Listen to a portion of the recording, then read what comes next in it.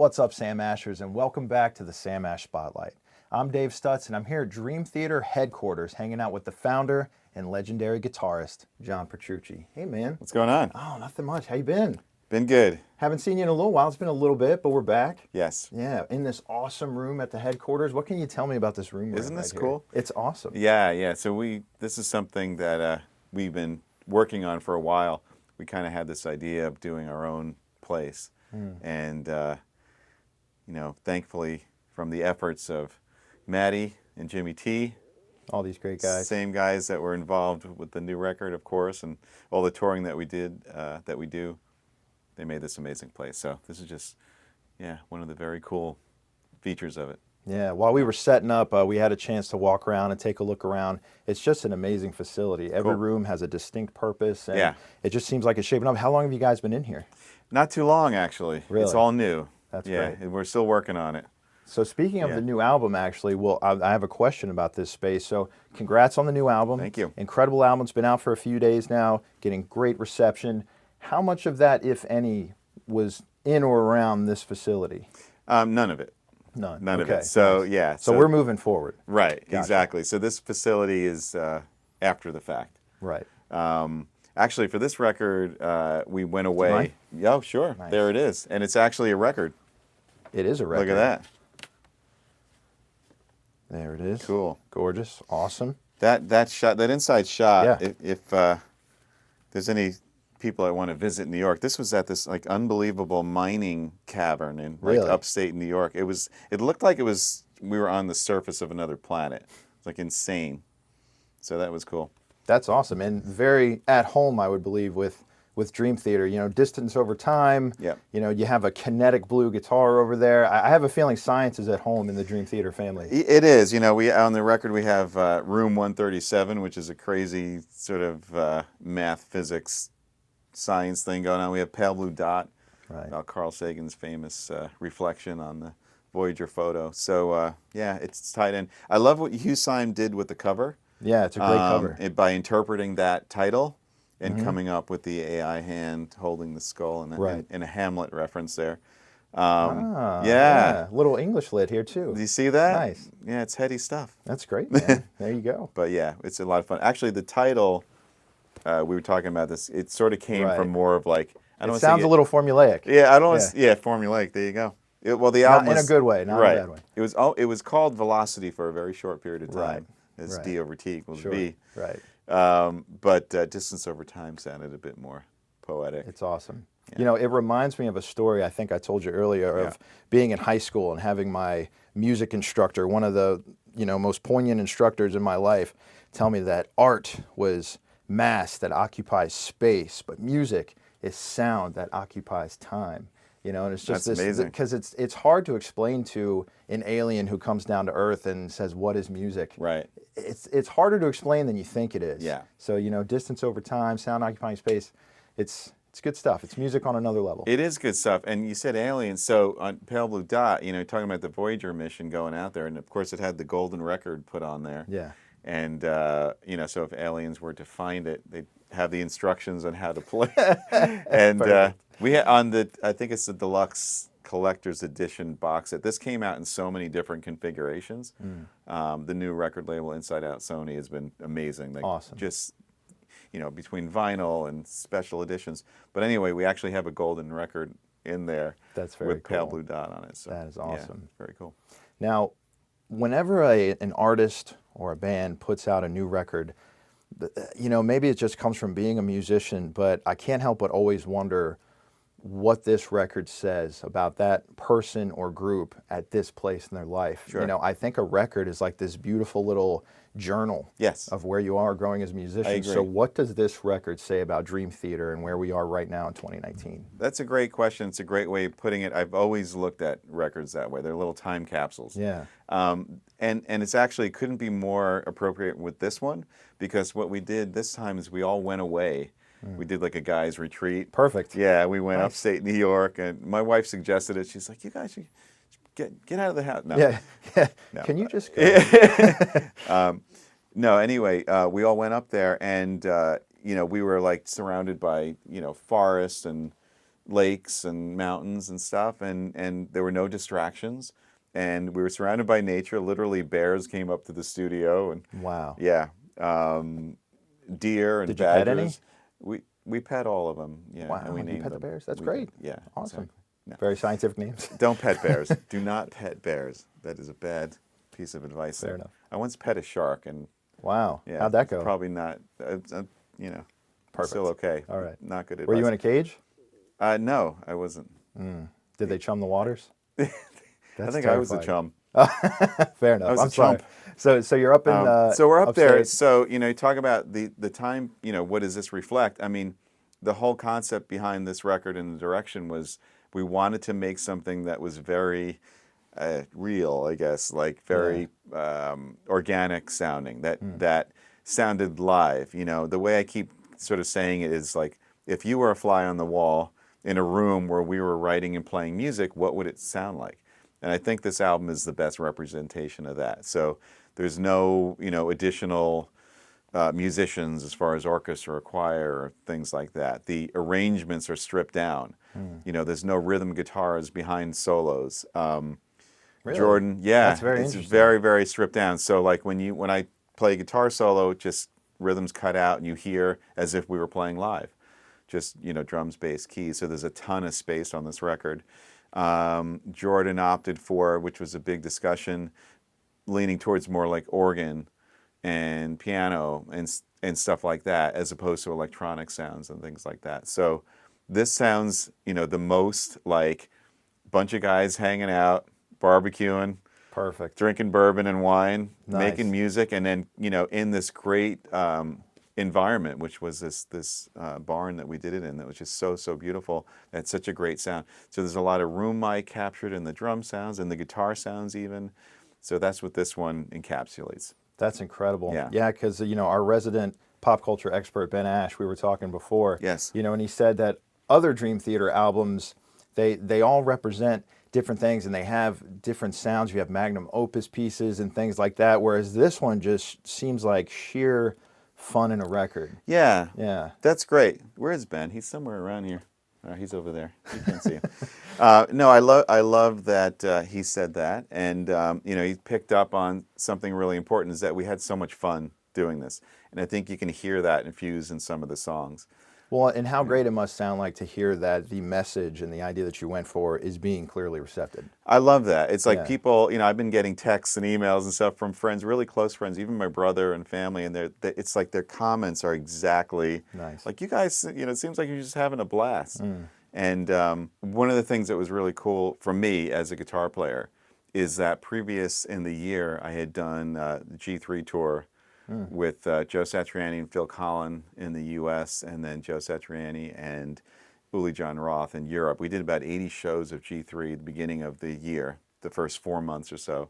And then I did my second guitar camp on Long Island, where I had Al Di Meola. I remember that event. Yeah, my one of my biggest guitar heroes, and guys like Guthrie Govan, Tony McAlpine, Sure. Tosin Abasi, Jason Richardson, Rusty Cooley, Andy James, like I can go on and on, John Finn. And I recorded the guitar solos like right after that camp.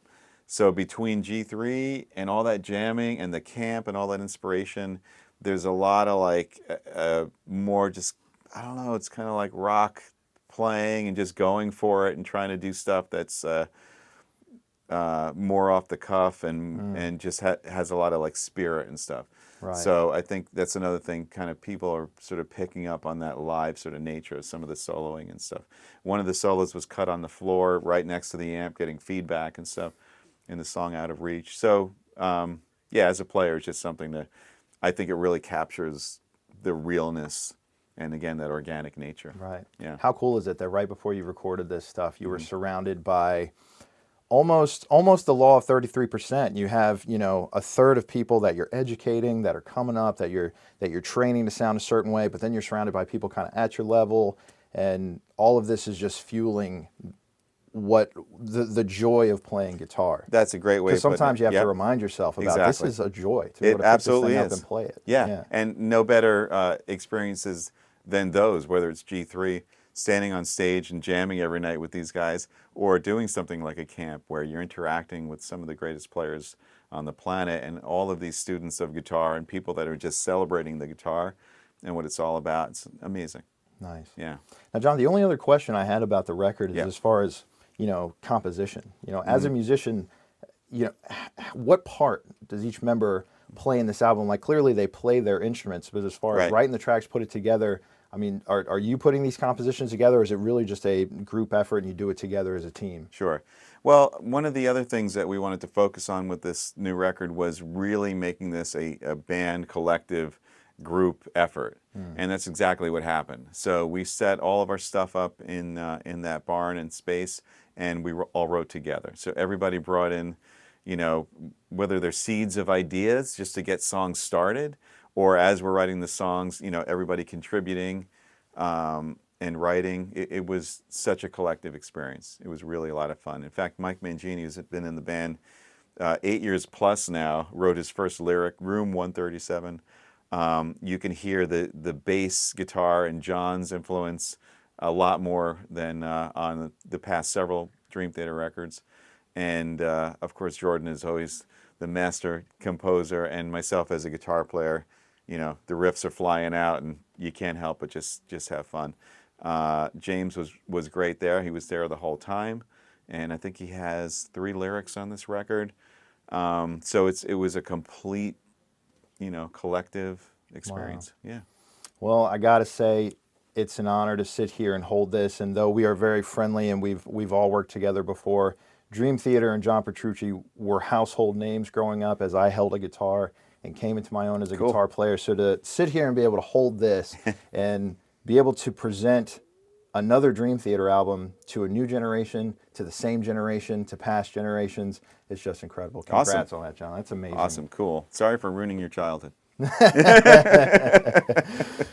So we'll transition to gear a little bit now because, Sam Ash music, that's what we're all about. We live and breathe gear. And you're no stranger to Sam Ash. No, Can you talk about the history of that a little bit? How long you've been involved with us and all that? Yeah, absolutely. Well, first of all, talking about like our childhood and everything, Sam Ash is a household name. Fantastic. As young musicians, I mean, I started when I was 12, and it was like Sam Ash is the place, on Long Island growing up. And of course, you guys have expanded beyond that. But Sam Ash has always been the name just synonymous with music gear in New York. And so it's been a big part of my life, from my teenage years and then, transitioning as a professional and then starting to have a relationship with Sammy and Ben and everybody in the family and doing things like this with you guys. You guys have been an amazing supporter of all things that I do as a signature artist, and especially with Ernie Ball Music Man.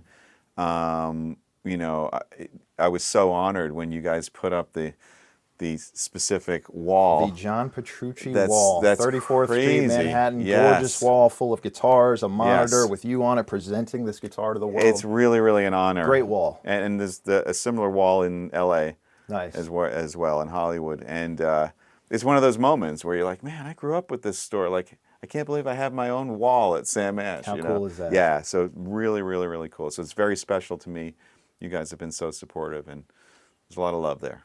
Amazing. There's a mutual love for sure. Yes. So speaking of gear, I mean, we are surrounded by these gorgeous guitars. So you've had a signature line for a while now. That's no secret, of course. We have the John Petrucci wall we just spoke of. Yep. But now we are representing these guitars in a 2019 fashion. What can we talk about as far as what 2019 is bringing to the John Petrucci Music Man model? Sure. Well, let me just say that talking about history and everything, just to give you sort of some context, the first Dream Theater record came out in 1989.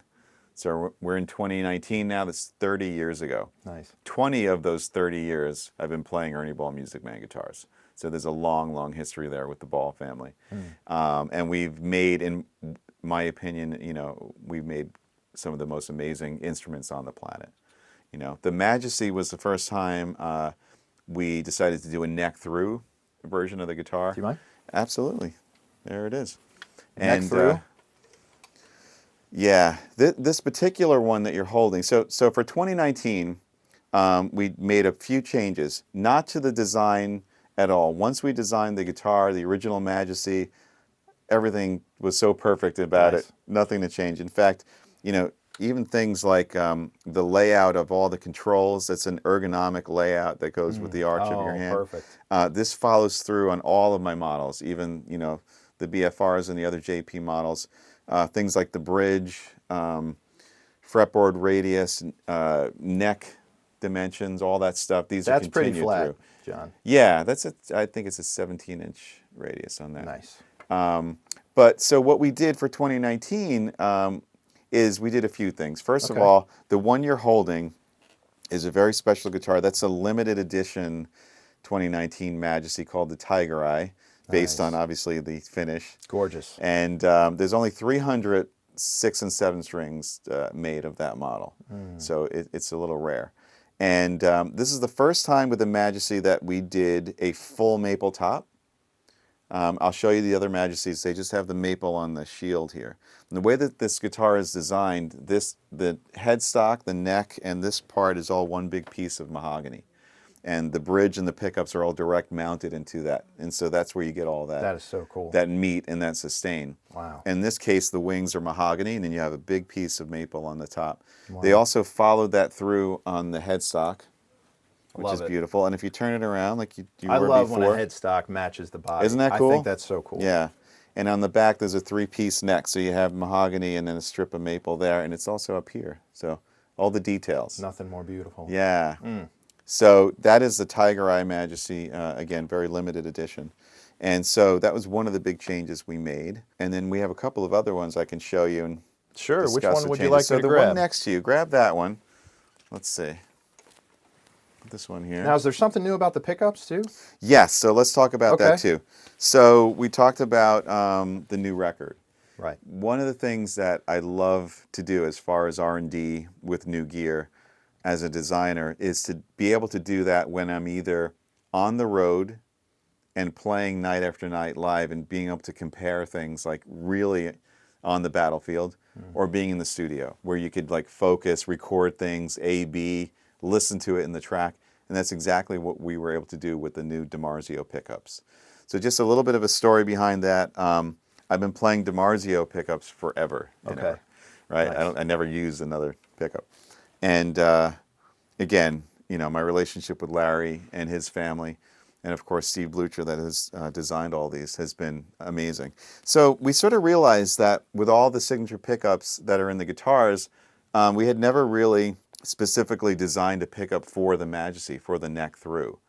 And so Steve Blucher was, we had a conversation. He was given that mission, you know, to sent him a Majesty, and it's like, what would you do? How would you bring out, you know, all the resonance of this guitar?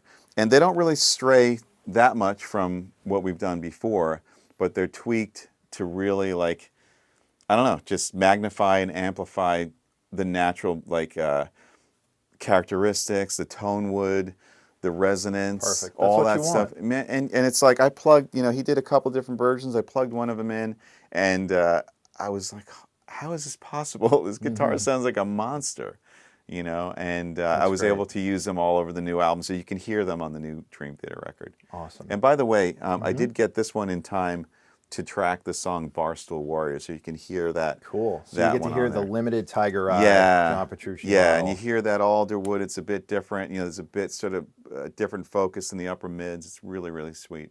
So this is outer with maple top, you're saying. Okay, so there's outer in this guy. Yeah, exactly. Nice. And it's a mahogany neck through. Nice. So the difference between this, so this is like an all mahogany version. So again, you can actually see the construction. So you see the shield here, that's all one piece of mahogany. Then we have mahogany sides. Yeah, that's just wonderful. Right, and then the maple top is only on the shield there. That's very cool. This particular one is called Enchanted Forest. I love the name. Yeah, that's great. Yeah, and it has black hardware. Oh, cool. Yeah, but same features as all the other ones. So ebony fretboard, stainless steel frets. Right, just to compare. So you have some chrome here, some black here. A 20 dB boost. Perfect. On the volume control. So there's a preamp in the guitar. Nice. You don't have to worry about cable length. Oh, that's great. great. It's amazing. Yeah. So if you're playing, it's all performance based. You're playing, hitting a guitar solo, you want a little extra gas, you just knock that. Nice. Knob pops up, and then you have up to 20 dB boost. I can't say that. 20 dB. It's tough. Of boost, and you can actually adjust that right there. Oh, that's great. Yeah. Very cool. And all the guitars have a piezo or a piezo, or however you want to say that, system. I've heard it both ways. There you go. And that the volume control for that is here. And also you have tone controls, so you can adjust the treble and bass and volume of that. That's incredible. And there's also a coil tap on the tone knob. So when you're in the center position and you punch that, Wow. it splits the coils. Yeah. So and this is the switch between magnetic and piezo, or both. And again, they're all like, if you're playing guitar, you're right in the, I love that action. It's designed to be. Yeah, you just kind of bam, just grab it. Yeah, smack you're playing. You want to hit punch this. You're playing solo. Oh, solo. Love it. Everything is there. Like everything is just right where you need it. Ben used a good phrase earlier, and we don't throw around this phrase lightly.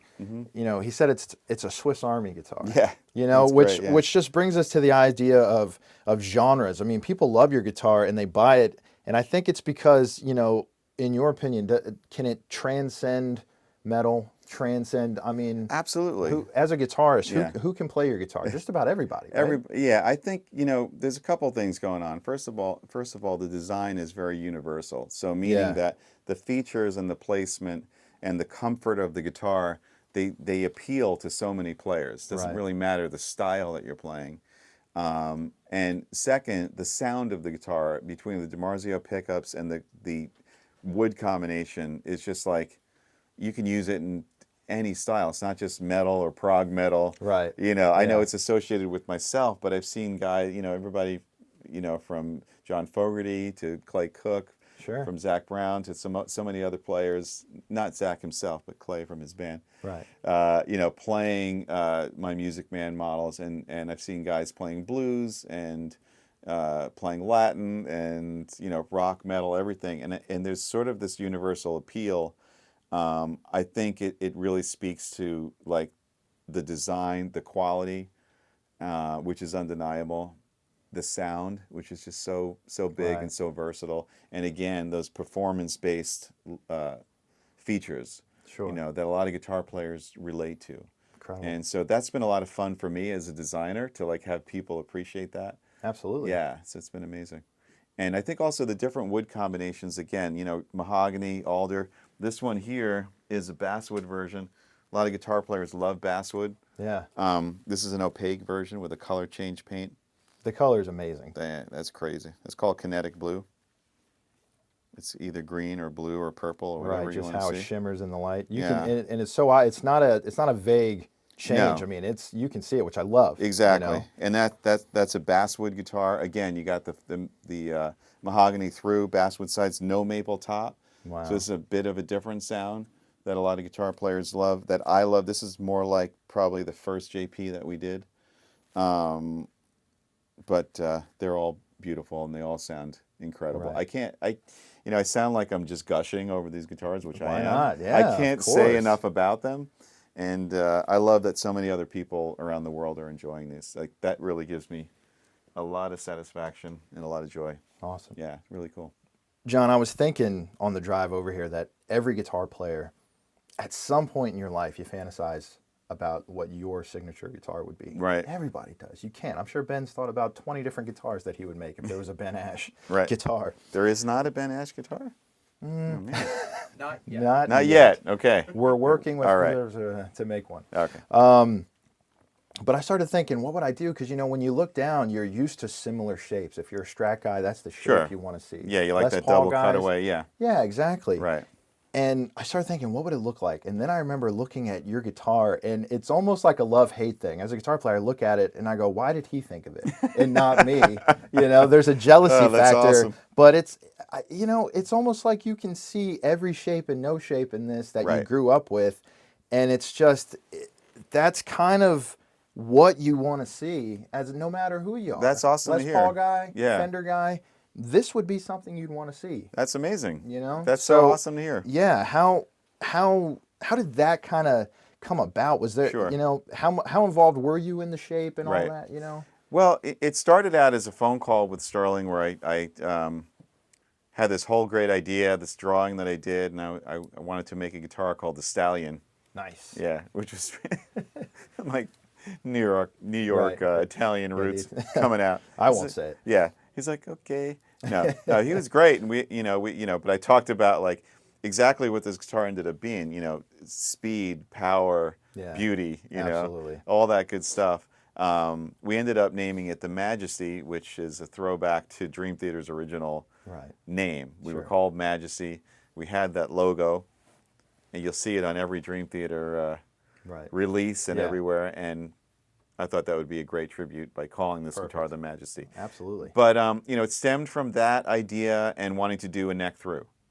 And then the engineer Drew Montel and and Dudley Gimple, those two guys, designed this guitar, based on those conversations, based on things like wanting to have a lot of access to high frets. Oh yeah. Because it's a very small horn, but it's there. It's there, but it's something that fits incredibly well in your body. This was something that Sterling had come up with getting less wood there, so you can bring your thumb all the way up. Because you no can guitars grab do that whole bottom section. Exactly. Of neck.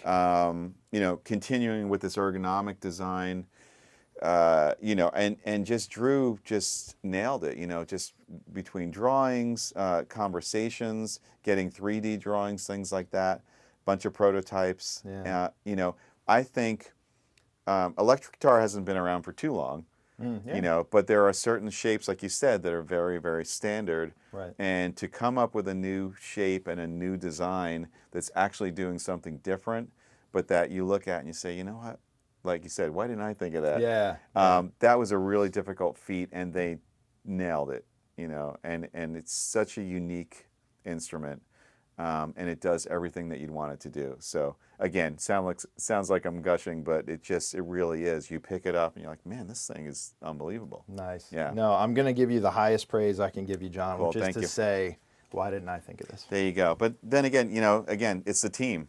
Absolutely. It's Sterling and his sons and Drew Montel and Dudley and so these all are those not people. these are not island guitars. This was a effort. And it's fun because it's great for me as a player to have these requests and things, let's try doing this, or let's make this round, or move this switch here, and then, or try different radiuses or fret materials and all that, and to end up with something like this, it's so perfect. That's incredible. It's really, it's like pinch me.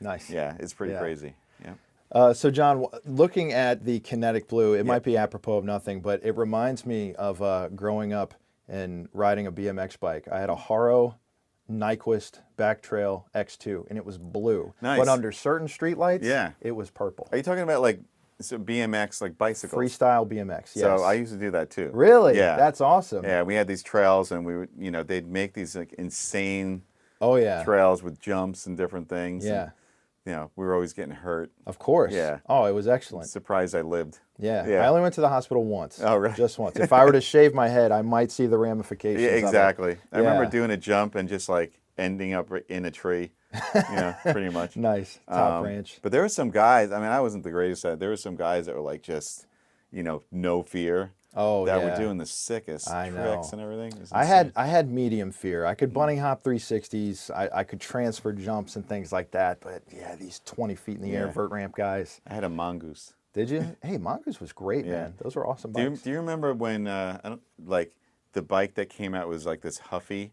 Oh. that had like the yellow wheels and everything? I don't know if you was that the remember Huffy Pro Lightning? I don't remember. I don't know. It was but one I of remember those like bikes. one of my friends got it. We're like, holy crap! Like, Yeah. Oh my god! Everybody was so jealous of this Huffy. I'm telling you, because when you're a kid, that's your ride. That's your whip, man. If you had white wall tires on your bike, are you kidding? That was money. We used to. I don't want to like condone this, but we used to steal the. Don't do this, but Don't steal.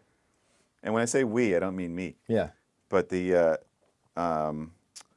little caps for the valve stems on the valves, tires. yeah, from like high-end cars that had like the gold. and chrome. No, that's amazing. They can afford new ones. You Come know, on. like I said, it wasn't me. It wasn't you. Yeah, It wasn't Dream Theater. but yeah, we had tricked out BMXs. Well, that's awesome. Yeah. That's cool. I love BMX growing up.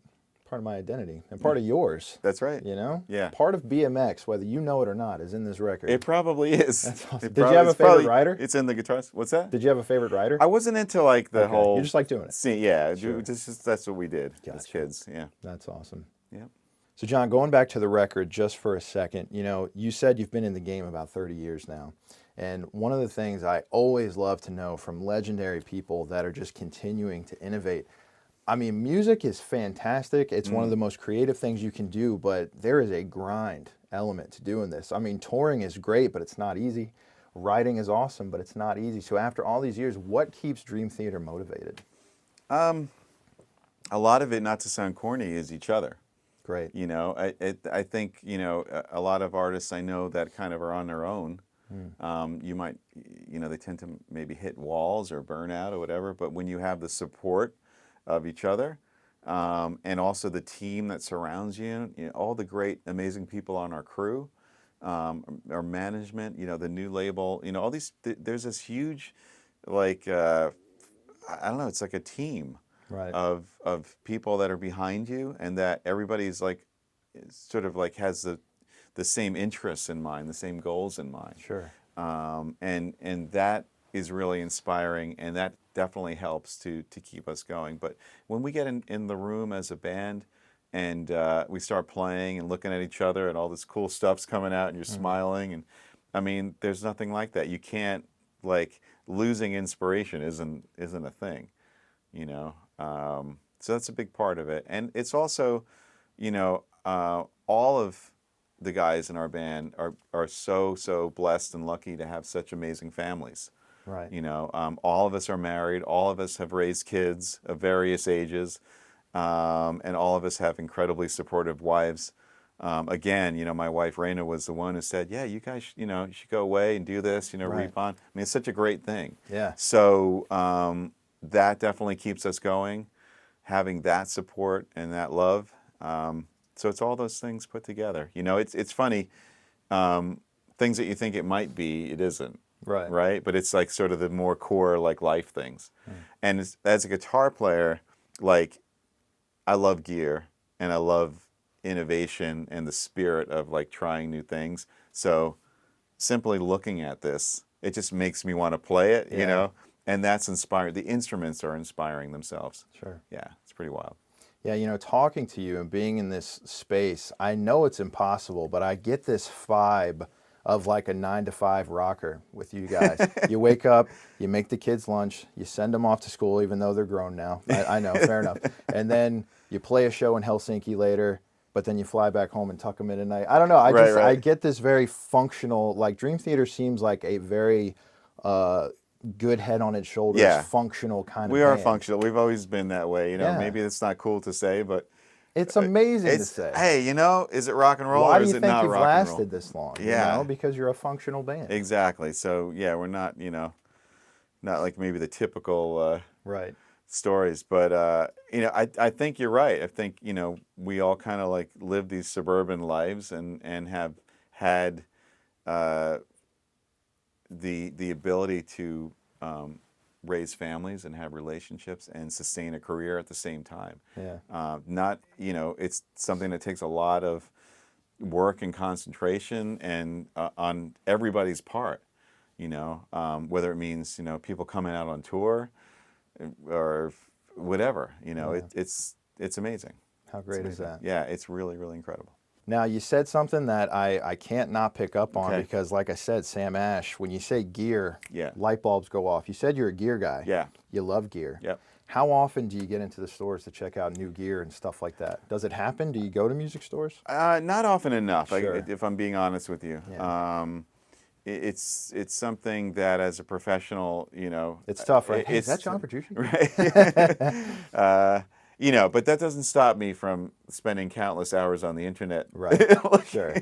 browsing gear. Perfect. But I probably, you know, should get into music stores more often because, you know, to actually see stuff and Sure. you know, hold it in your hands and everything. Yeah, it's one pretty thing to amazing. watch a video. Yeah, It's yeah. another thing to put your licks behind it for sure. Yeah, So you do get in often and check out, or so you do check out gear fairly often though? All the time. That's great. All the time, whether it's in the magazines, whether it's online, and I'm always ordering something or Nice. you Is know. there a holy grail piece of gear out there that you've scene that, like, man, if only I had a this or that, whether Holy it's grail piece of vintage gear, or right? I'm not like really a vintage guy. Okay. I never got into that, so I would be kind of talking out of term. Sure. You know, I guess the most vintagey thing that I did, I guess this is another one of those big honors, is with my signature boogie amp, because I was such a big fan of the Mark IIc Plus that came out in the '80s. It's on Master of Puppets and everything, and I just played, like, had a collection of Mark IIc Pluses and play them, and just begged the boogie guys for years and years and years and years to do a signature thing, because I had all these ideas, and eventually they said yes. And when they did my JP2C, which is a reissue of, like, the actual C Plus, but modernized with 2 EQs and MIDI and cab clone and all this stuff, 3 channels, it was another one of those, how did it, you know, how is this happening right now? Sure. Like, if I was like a kid riding a BMX, it would be like my own custom Mongoose. Nice. You know. With the baseball card and the spokes. Exactly. And I have the red pegs. Everyone else has silver. Oh man. There you go. I'd be freaking. So it's, I'm telling you. that was one of the, and so that's maybe the, one of the only vintagey things. Sure. But yeah, I don't know if there's something out there. Let me think. I got to give that some thought. Sure. We'll circle back around. All right, cool. But speaking gear, we took a little tour. I saw this wonderful John Petrucci rack full of amazing stuff in it. And I couldn't help but feel like that was probably a touring rig, but it could have been a studio rig. How similar are those two things? Well, to give you an example of the new album and how we made it, we literally brought in my touring rig. Perfect. Set it up in the room. Nice. Wrote the record, recorded live demos, and then decided to record in that same spot, which was not the original intent. And then we're like, all right, let's just mic this up. We just left the rig there. The only difference is, I'll record dry with no effects. But yeah, it's exactly the same. So you pull the rack off the truck, you record the album, you put it back on the truck, you go on tour. Yeah, that's really How perfect is that? It's great. And it took a while to get, I did spend many years amassing a lot of gear, as Maddie will tell you. Nice. As our warehouse will. Is that true, Maddie? Yes. Nice. Oh my God, the different rigs that I've built with the different boogies and configurations and stuff, and they're all like, one of them, is cooler than the next. But to get to the point where we have something that's so functional and just so perfect, and it's easy before a tour to get into this headspace, like, what are we going to do different this time, But we look at it and we're like, it's, So the boogie's your jam? The baddest beard in the game is playing the biggest boogie in the game? That's a good way of putting it. Thanks. I was thinking about that for like 10 minutes. Yeah. Finally came to me. My beard is, it's smelling really good right now. But It's looking really I'm not good. going to invite you to. I don't want to. That's weird. I would never. Do people ask you to do that? I would never do that. You know what? That's your space. Yeah. I'm not going to invade your space. No, don't. But if you have to know, right now it's kind of like a pine. The snow outside. Oh yeah. This We just smells got a it dumping smells of like a snow. Christmas tree right now. That's perfect. Yeah. Man, you're just walking around like Christmas. That's fantastic. Awesome. They need to have one that like smells like, what was the movie where John Travolta smelled like cookies baking or something? Pop culture expert resident. I cannot say I'm a Travolta. I think he played like an angel or something, and Oh, Michael. Michael. I don't know. Everybody, like, when he came into the scene, they were like, was "Why called do I Michael. Why do I smell cookies baking?" So just for the fans, I mean, we asked Marty Friedman the same question. He said he just has one simple product he puts in his hair. How hard is it to maintain the Petrucci look? Is it difficult? Man. Well, it's funny because, you sort of like, you latch on to these different like cultural things and I guess hobbies and stuff like that. And whoever thought that like bearding could be a hobby, but there's a whole thing, Yeah, I call it a new trend only because Yeah. it's within the last few years. Yeah, The yeah. beards are But epic it's these awesome, days. man. Between Yeah. all the tools and trimmers and oils and stuff.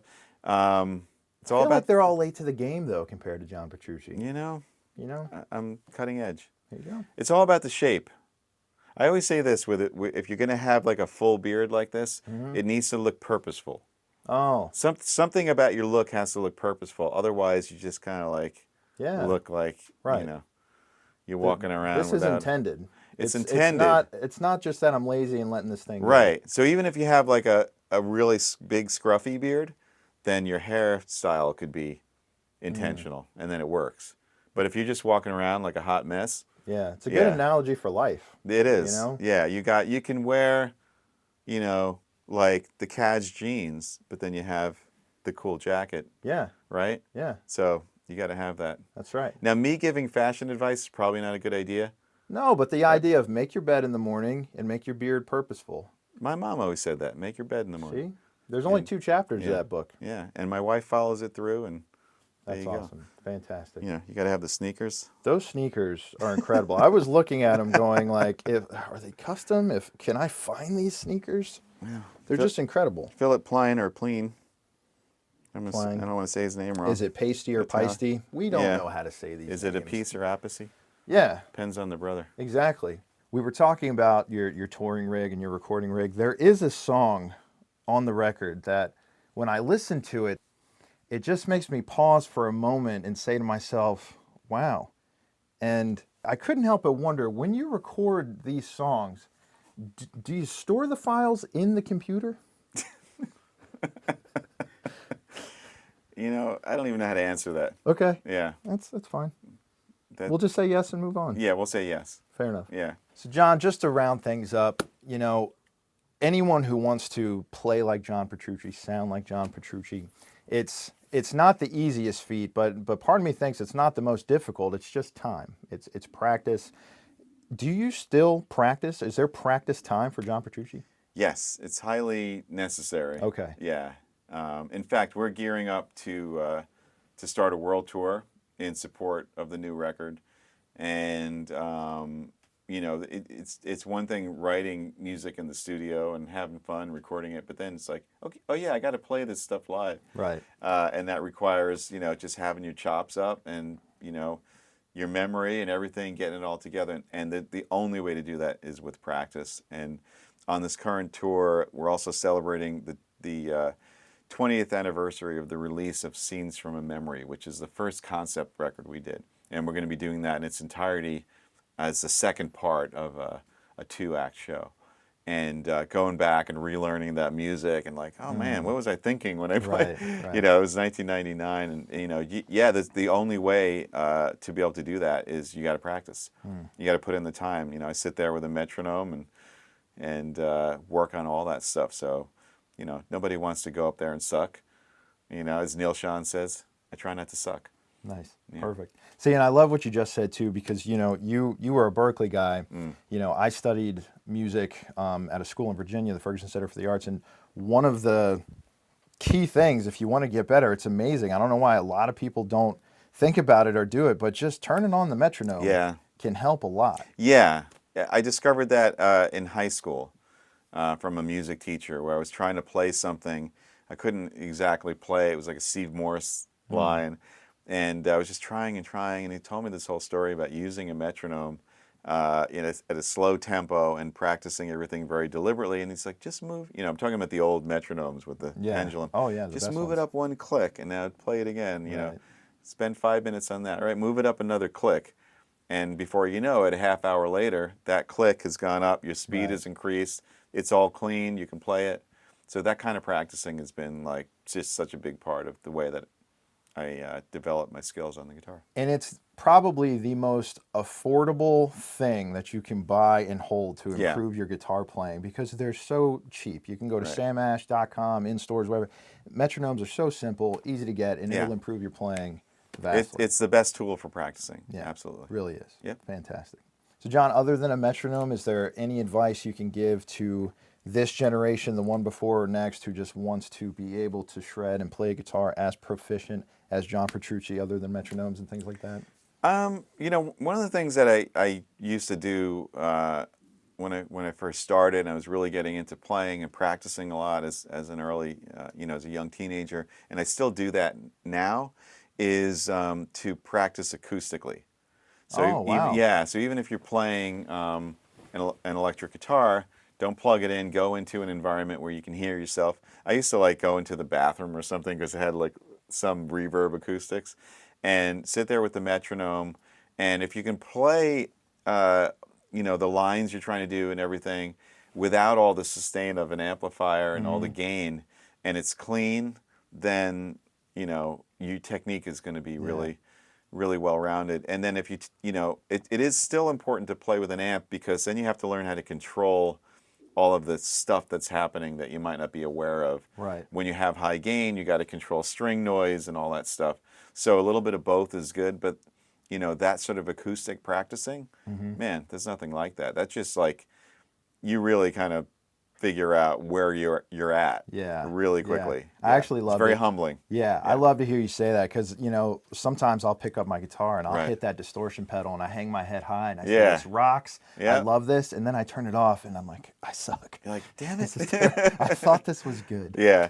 Well, whenever we record, we've been doing this for a while now. We record a DI as well, and there's nothing more like humbling than to hear that DI played back, and you can really assess if you played it right or clean, or if you need to do that one more time. Right. So nothing like hearing just the natural sound of the instrument. So that's a good tip. I like to tell people, and I still use that technique today. Well, John, we've gone over some wonderful stuff. I really appreciate you having me here. The new record, Distance Over Time, is available anywhere records are available, anywhere you listen to music. You can find this record. There you go. And definitely do it. It is worth every second of your time, every minute of your time. I'm going to thank you, sir, for bringing me in here. This has been great. I'm going to leave it to you now. If you want to send a message to the fans, just let them know where they can keep up with you, what you got going on in the next couple months, and just where they can go for all Dream Theater news and efforts. Absolutely. Well, you can go to dreamtheater.net, and that will kind of point you in all the right directions, whether it's Facebook or Twitter or Instagram. Our new album, Distance Over Time, is out now. We're set to go on tour. Our first show is March 20th in San Diego. We'll be playing in North America, U.S., Mexico, Canada. We're hitting Europe, going to a bunch of festivals this summer, and then everywhere else in the world after that. And you can go to johnpetrucci.com if you're so inclined to see what I'm up to. And, of course, the Ernie Ball Music Man site to learn more about these guitars, because there's a lot of information on Ernie Ball Music Man's site. And, of course, Sam Ash, I'm assuming you're .com, right? We are. There you go. Again, as a kid growing up on Long Island, it's nothing more iconic than Sam Ash. And to still be involved in such a great way with them is such an honor and a pleasure for me. So thank you, Sam Ash. Thank you, the Ash family. This has been a lot of fun. Great. Thank you, David. Yes, sir. Cool. Thank you. All right.